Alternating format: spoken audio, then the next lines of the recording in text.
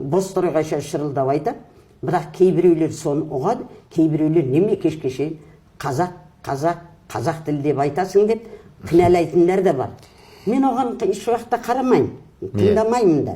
Айта берсін, кім не айтса айтсын, бірақ мен тіпті мемлекет басшысының алдында айтқам. Менің жүрегім соғып тұрса, аяғым жүріп тұрса, қазақтың тілі мемлекеттік тіл ретінде Қазақстанда қай кезде өзінің тұғырына қонып, орыс тілінің дәрежесіне көтеріледі, сол кезде ғана қоям деген.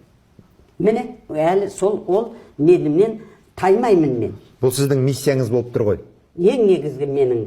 Өйткені қазақтың өзінің тұла бойына біткен қасиет, мейірімділігі, қайырымдылығы, кісіге жасатын қамқорлығы, дүниеде қамқорлықтан артық құнды не бар жаным? Міне мен оны салыстырмалы түрде келемді, Қазақстанға қаншама ұлттың өкілін тоғытып әкелді Қазақстанға.